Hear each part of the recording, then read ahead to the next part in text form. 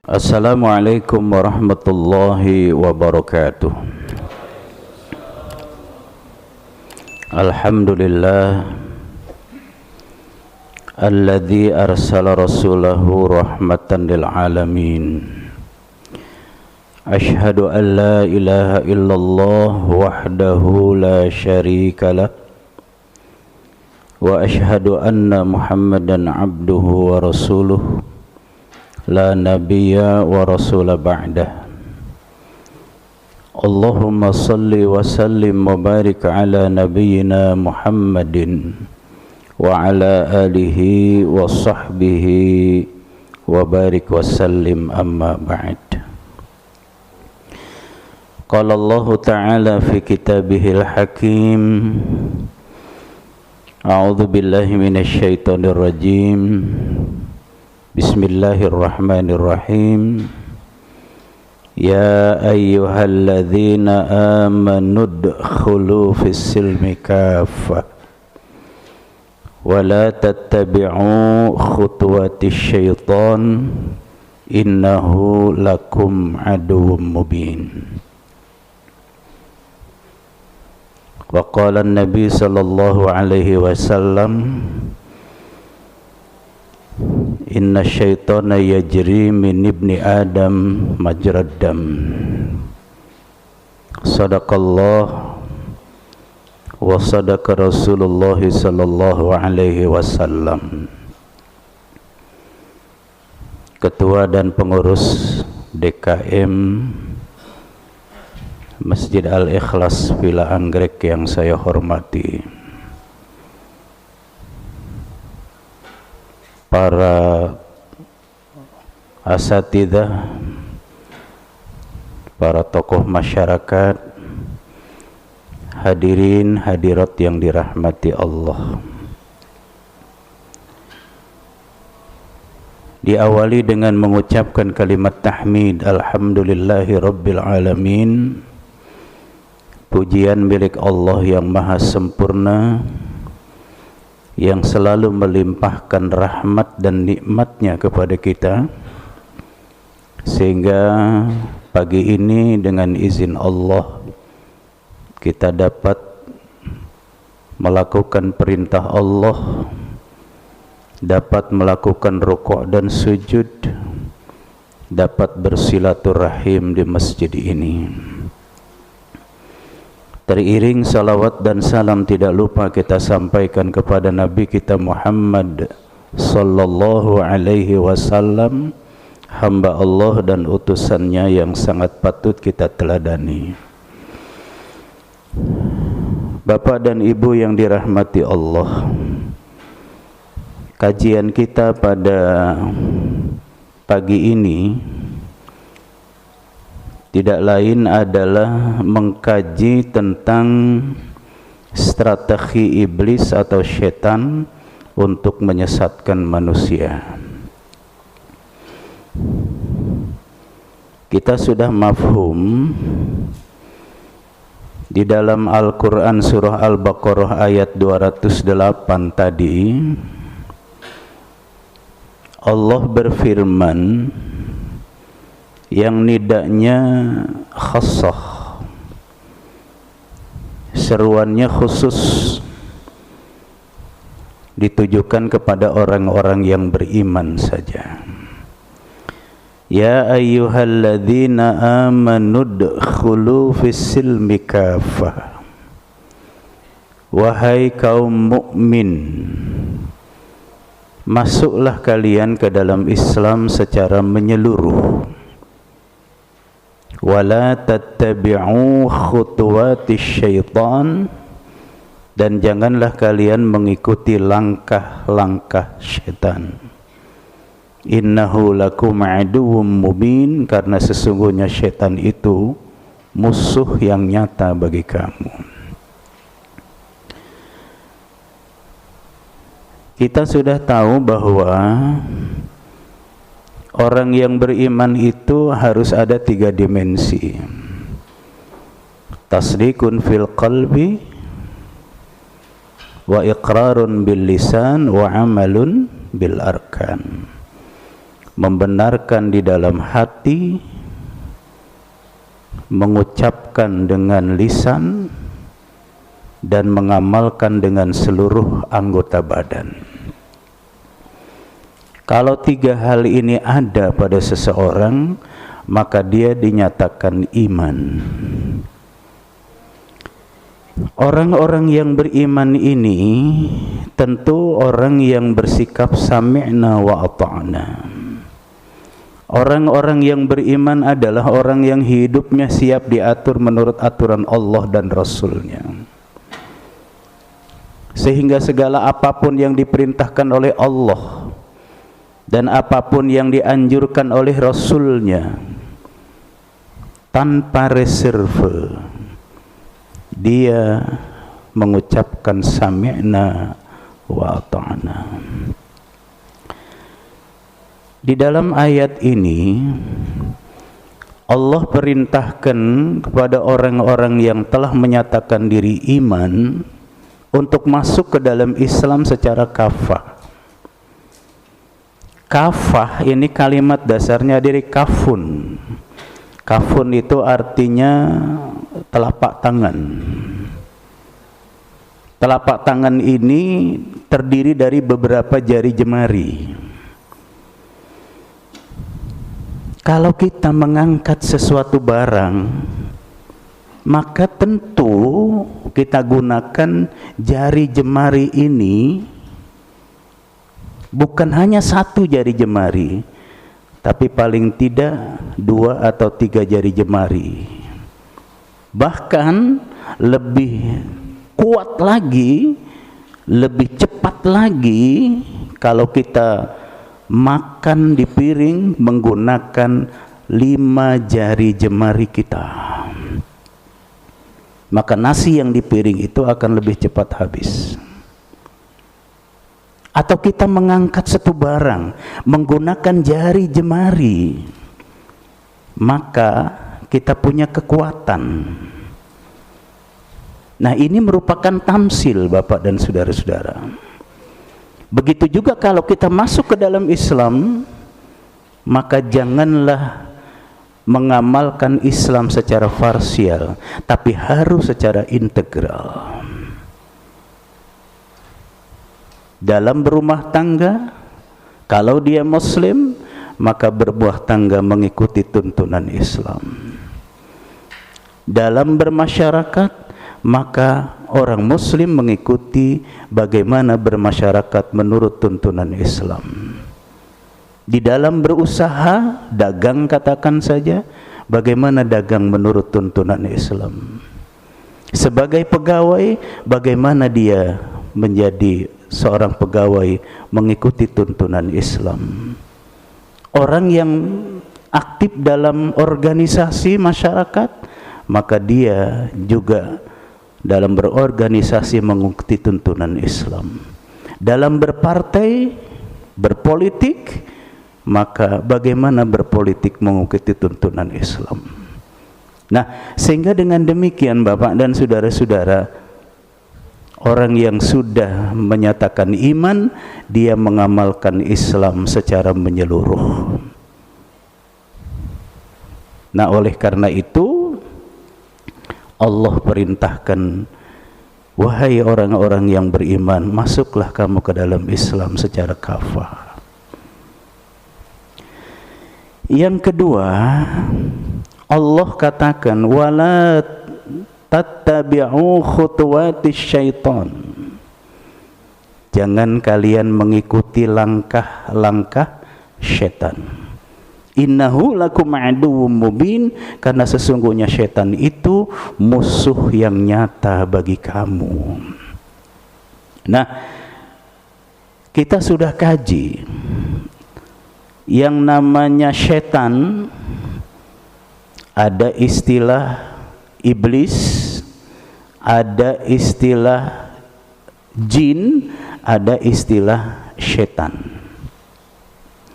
Kita sudah kaji bahwa yang namanya iblis secara terminologi berasal dari kata balasa atau ablas. Balasa itu artinya tidak mempunyai kebaikan. La khaira man la khaira indah, tidak ada kebaikan pada dirinya. Iblis tidak memiliki atau tidak melakukan kebaikan. Kemudian yang disebut dengan setan, setan itu kalimat dasarnya dari syata. Syata yashitu, artinya hancur binasa. Karena apa?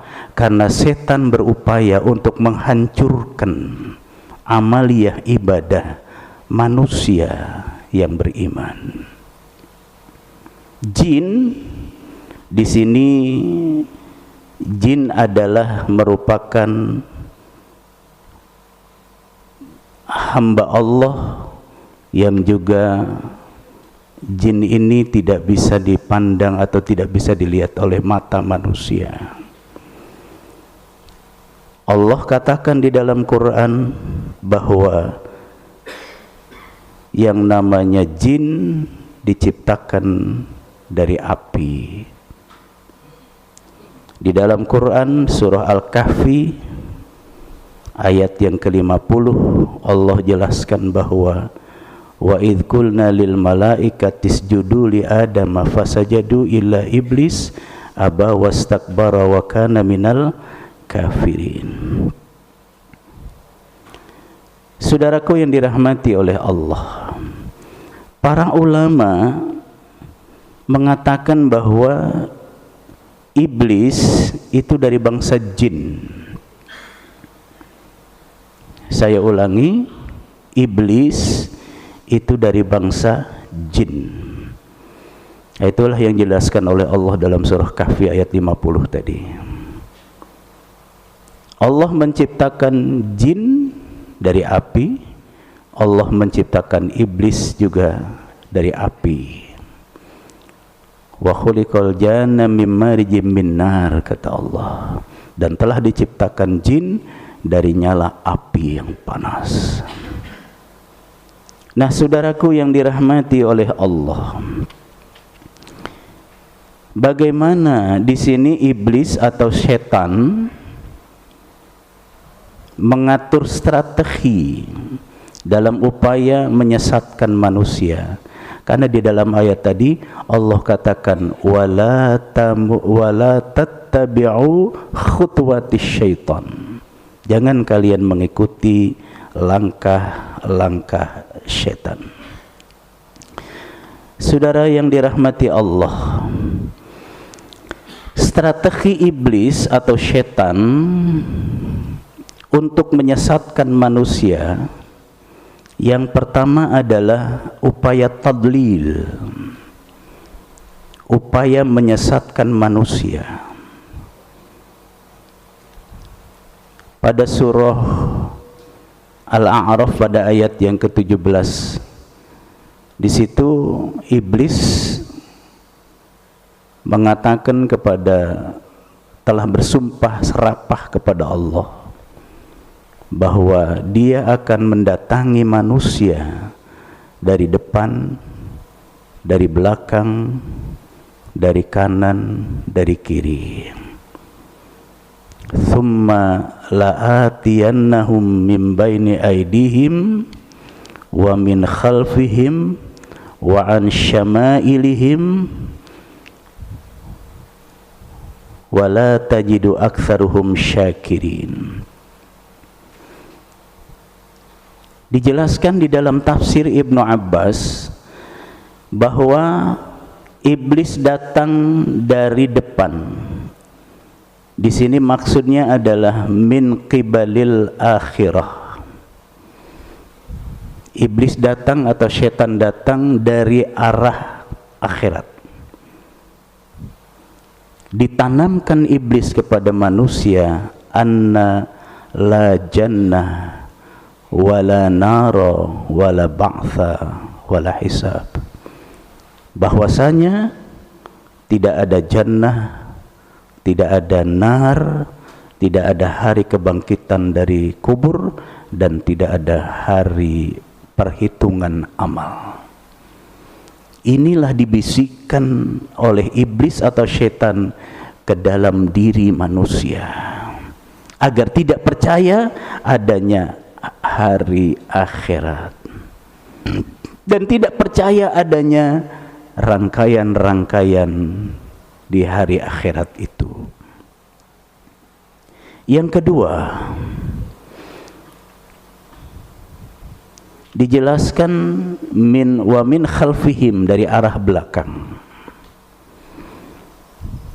anna dunya la tafna, bahwasanya dunia ini tidak akan binasa, kata iblis.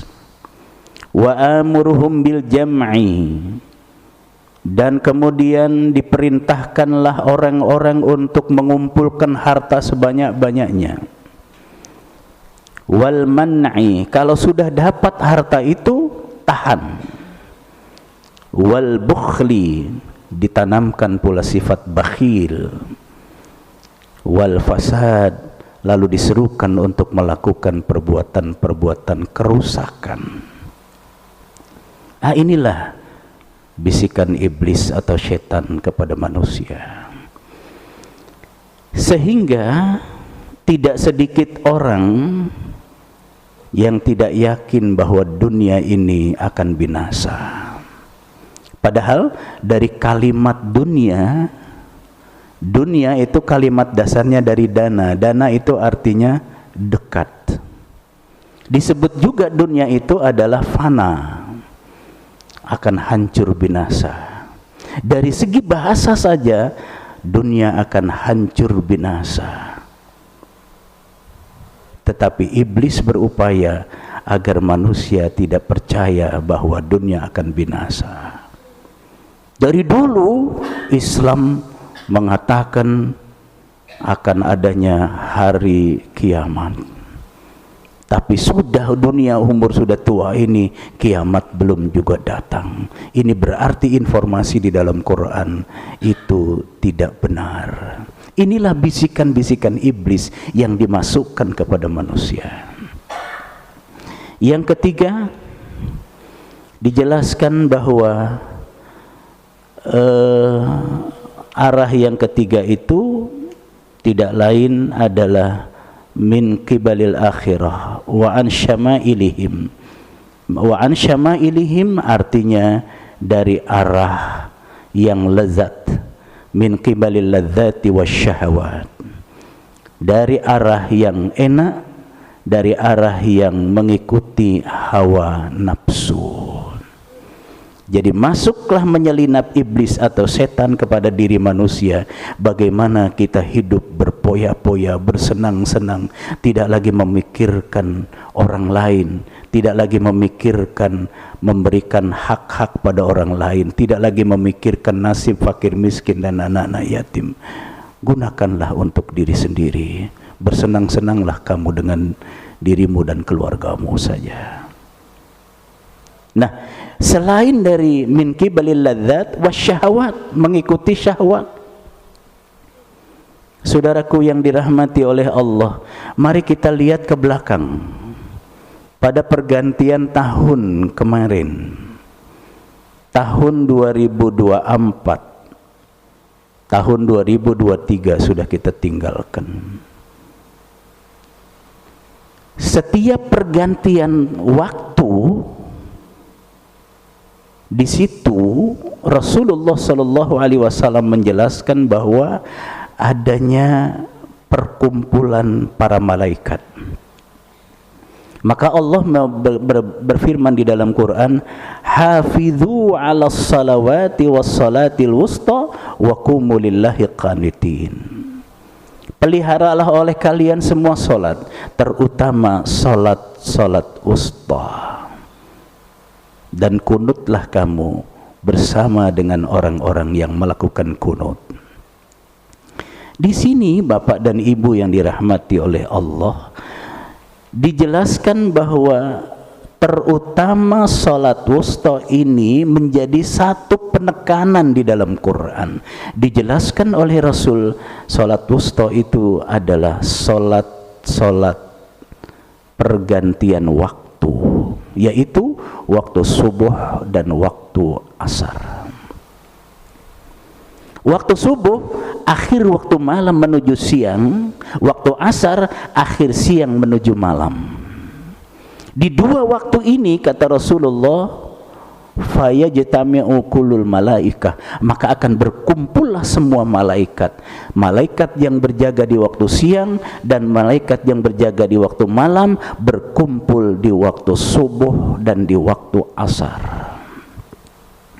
Nah, oleh karena itu kalau kita baca rangkaian Al-Quran surah Al-Isra ayat 78, 79 dan 80. 78 itu perintah melakukan salat fardu. Aqimis salata liduluki syamsi ila ghasyakil laili wa qur'anal fajr inna qur'anal fajri kana mashhuda. Dirikanlah salat mulai dari tergelincir matahari sampai gelap malam, dan dirikanlah salat subuh karena sesungguhnya salat subuh itu disaksikan oleh seluruh malaikat. Nah, setelah Allah perintahkan melakukan salat fardu yang 5 waktu, maka ayat yang ke-79-nya adalah wa minal laili fatahajjad bihi nafilatan lak asa ayyab'atsaka rabbuka maqamam mahmuda. Dan dari sebagian malam bertahajudlah kamu sebagai salat nafilah. Boleh jadi dengan salat tahajud yang kamu lakukan akan mendapatkan kedudukan terpuji di sisi Allah. Nah, di bawah ayat itu, ayat 80, wa qur rabbi adkhilni mudkhalasid wa akhrijni mukhrajasid waj'alni min ladunka sultanan nasira. Dari rangkaian ayat-ayat Quran surah Al-Isra ayat 78, 79, 80 ini dapat kita mafhum bahwa salat fardu merupakan perintah dari Allah yang tidak boleh diabaikan. Lalu ada anjuran salat tahajud. Selesai salat tahajud maka hendaklah berdoa. Sehingga inilah yang bisa kita lakukan, mengikuti apa yang dilakukan oleh Nabi Muhammad SAW. Karena Nabi Muhammad selalu minta kepada Allah untuk menjadi orang yang jujur atau siddiq. Ini artinya Bapak dan Saudara, setelah sholat subuh, setelah sholat tahajud, datang waktu subuh, maka di situ pergantian waktu dan berkumpul seluruh malaikat. Maka di saat pergantian waktu itu hendaklah kita berdoa kepada Allah. Maka tadi saya katakan, saat pergantian waktu tahun 2023, masal umat manusia, apa yang dilakukan? Padahal Allah perintahkan kita suruh muhasabah. Banyak orang sejak mulai jam 10 malam, jam 11, jam 12 sampai pagi mereka berpesta pora. Ini dilakukan oleh orang kebanyakan di kota-kota.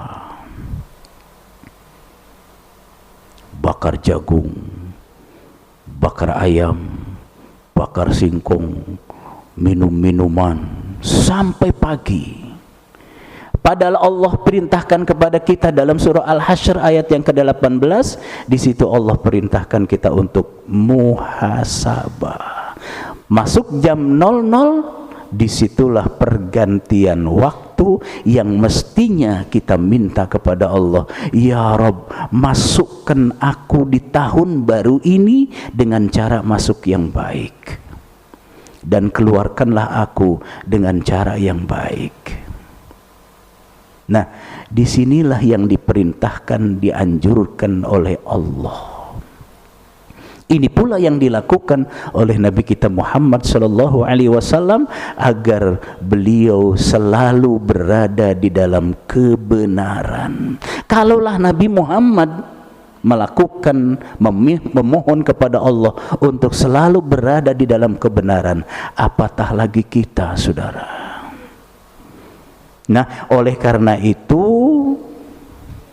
jangan sampai kita ini terlena di dalam mengikuti syahwat.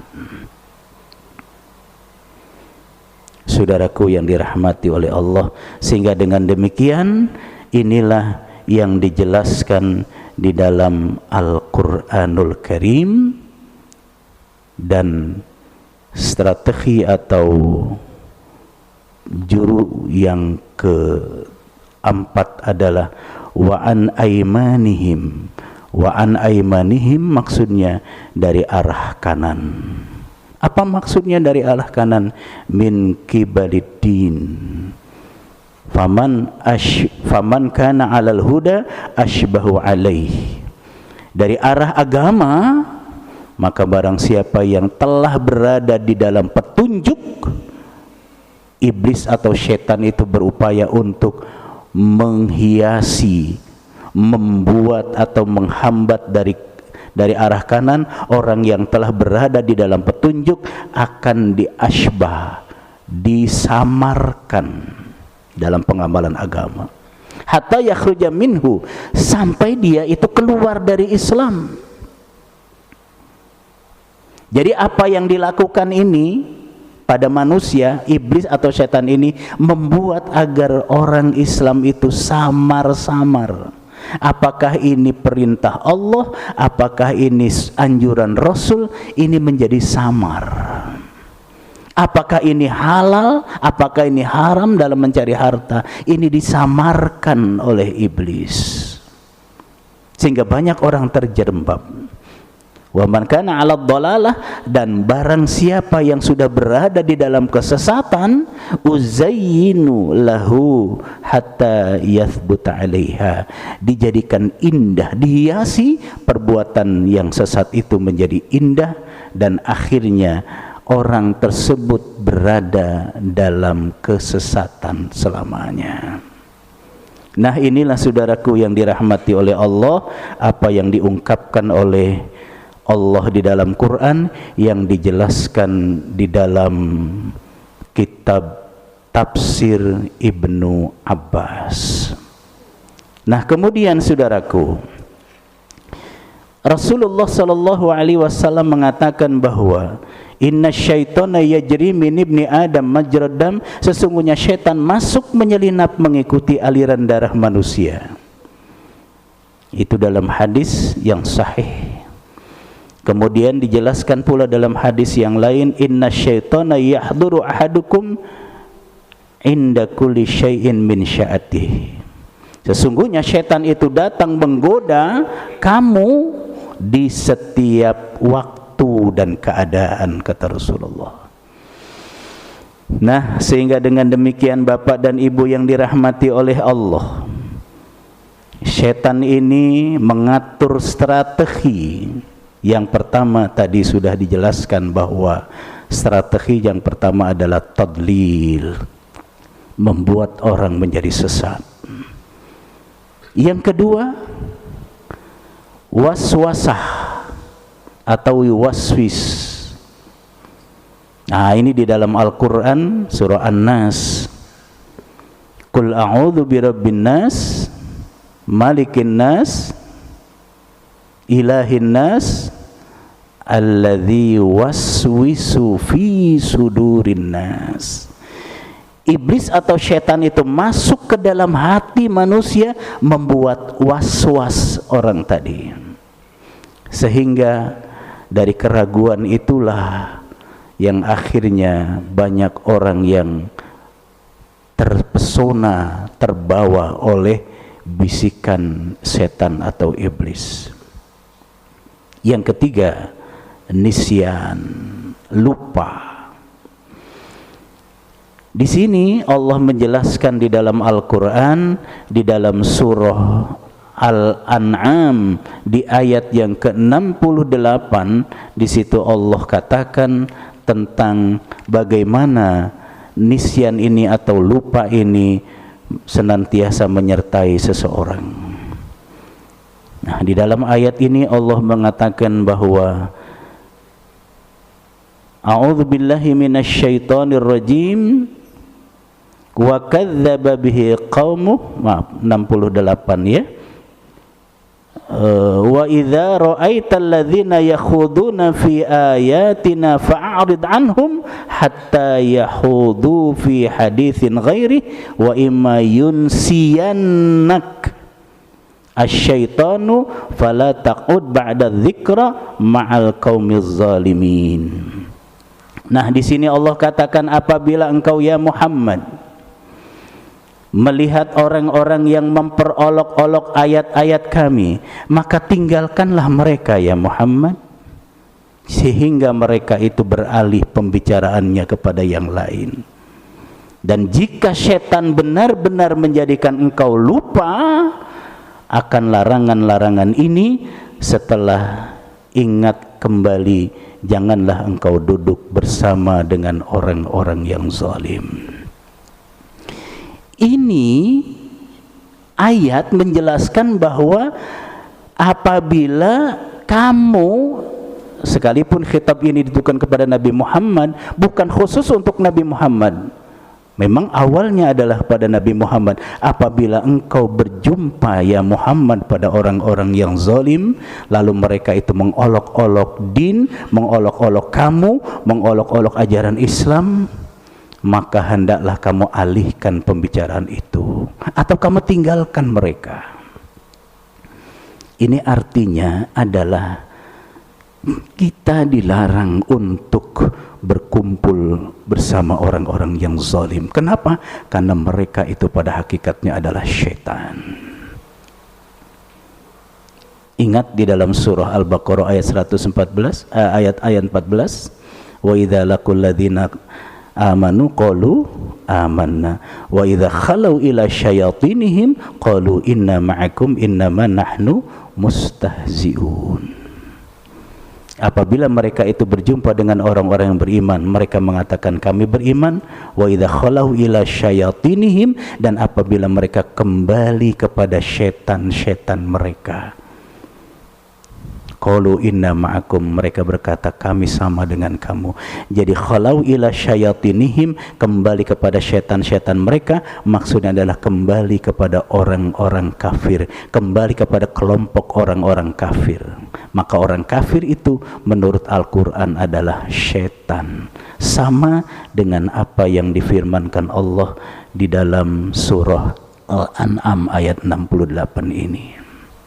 Nah, saudaraku yang dirahmati oleh Allah, sehingga dengan demikian bagaimana setan berupaya agar kita selalu dijadikan membuat lupa. Lupa dengan apa? Dengan ajaran Allah, lupa dengan perintah Allah. Inilah setan melakukan hiasan yang begitu rupa, sehingga banyak orang yang lalai dalam melaksanakan perintah dari Allah. Yang berikut, yang keempat adalah tamanni, angan-angan kosong. Nah, disinilah saudaraku yang dirahmati oleh Allah, bagaimana setan menanamkan kepada kita agar kita senantiasa selalu berhayal, ya, selalu memikirkan hal-hal yang tinggi-tinggi, yang sebenarnya itu hanya khayalan belaka. Dan khayalan inilah merupakan satu bisikan setan, bisikan iblis. Nah, saudaraku yang dirahmati oleh Allah, sehingga dengan demikian memahami dari apa yang dikatakan oleh Allah dalam Quran dan yang disabdakan oleh Nabi kita Muhammad sallallahu alaihi wasallam, bahwa yang namanya setan itu selalu berupaya untuk mengganggu, menyelinap masuk ke dalam hati sanubari manusia. Nah, oleh karena itu Allah berfirman di dalam surah Asy-Syu'ara pada ayat yang ke-221, 222. Ayat ini menggunakan kalimatul istifham, kalimat nanya. Hal unabbi'ukum ala tanazzalu syayatin? Maukah aku beritahukan kepada kalian kepada siapa syaitan menyampaikan bisikan-bisikan itu? Pertanyaan Allah ini tidak membutuhkan jawaban dari pembaca Quran, karena pasti manusia tidak mengerti.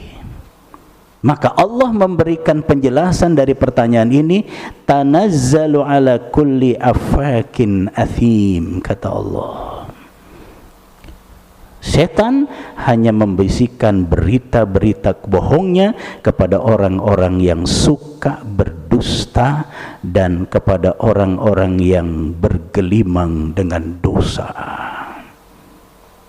Nah, dengan ayat inilah ditambah dengan apa yang dikatakan oleh Nabi Muhammad SAW bahwa setan itu masuk menyelinap mengikuti aliran darah manusia, maka setan dari jenis manusia itu ada beberapa macam sesuai dengan fungsi dan jabatan si manusia itu. Ada setan dan dari jenis manusia yang berkedudukan sebagai hartawan. Maka ditanamkanlah orang yang hartawan tadi, orang yang hartanya banyak, orang yang kaya tadi, ditanamkan sifat sombong. Sehingga orang yang kaya sholat ditinggalkan, zakat pun diabaikan. Nah, sehingga kalau ada orang kaya seperti ini, hartawan yang seperti ini adalah orang kaya yang kemasukan syaitan. Begitu juga ada setan dari jenis manusia yang berkedudukan sebagai raja atau penguasa. Setan masuk ke dalam penguasa yang punya jabatan tinggi, ditanamkan sifat ujub, ditanamkan sifat tinggi diri. Saran dan pendapat dari bawahannya tidak pernah diterima. Kritik dan saran itu justru mereka ini ditangkap, bukannya kritik dan saran itu diterima, tapi justru dibenamkan orang itu. Nah, jika ada penguasa seperti ini, maka itulah penguasa yang kemasukan syaitan.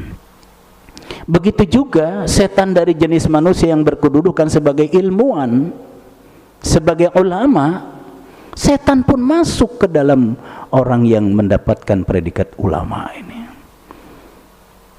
Maka fatwanya senantiasa selalu kontradiktif dengan tuntunan Quran dan Sunnah. Fatwanya mengikuti selera yang diinginkan oleh penguasa. Inilah yang namanya ulama su. Maka Nabi kita Muhammad SAW mengatakan, wailum min ulama isu, celaka bagi para ulama-ulama jahat, kata Rasulullah. Setan dari jenis manusia yang berkedudukan sebagai juru dakwah. Ini pun lain lagi caranya. Bagaimana juru dakwah itu dimasukkan oleh iblis atau syaitan agar dia menyampaikan sesuatu bukan lagi berdasarkan ketentuan hukum Allah dan Rasulnya. Maka Rasulullah katakan ada juru dakwah yang berada di tepi jurang api neraka. Kenapa? Karena dia berdakwah bukan lagi tujuan karena Allah, tidak lagi mengikuti tuntunan ajaran Allah dan Rasulnya, tetapi berdakwah karena melihat materi. Nah, saudaraku yang dirahmati oleh Allah, sehingga dengan demikian inilah strategi setan atau iblis dalam upaya menggoda manusia. Oleh karena itu, Bapak dan saudara-saudara, Allah ajarkan kepada kita agar kita mohon perlindungan kepada Allah dari kehadiran setan pada sisi kita. Rabbi a'udzubika min hamazatis syayatin wa a'udzubika rabbi ayyahdurun. Ini dalam surah Al-Mu'minun, ya, di dalam Al-Mu'minun ayat yang ke-96 97. Rabbi a'udzubika min hamazatis syayatin. Ya Rabb, sesungguhnya aku berlindung kepadamu dari bisikan-bisikan syaitan. Wa a'udzubika rabbi ayyahdurun, dan sesungguhnya aku berlindung kepadamu dari kehadiran mereka di sisiku. Nah, inilah saudara. Jadi apa yang diungkapkan di dalam Al-Quran ini sangat baik untuk dijadikan sebagai rangkaian doa kita. Mohonlah perlindungan kepada Allah agar kita terhindar dari bisikan-bisikan syaitan. Bapak dan Ibu yang dirahmati oleh Allah, demikianlah apa yang bisa disampaikan pada pagi ini. Semoga Allah senantiasa memberikan kemudahan pada kita untuk mencerna dan mengamalkan apa yang diajarkan Allah, mengikuti tuntunan sunnah Nabi kita Muhammad sallallahu alaihi wasallam. Mohon dimaaf jika ada hal yang kurang berkenan, dan terima kasih atas perhatian Bapak dan Ibu semua. Semoga Allah senantiasa selalu membimbing kita ke jalan yang diridainya. In uridu ilal islah mastata'tu wa ma taufiqi illa billah alaihi tawakkaltu wa ilaihi unib. Assalamualaikum warahmatullahi wabarakatuh.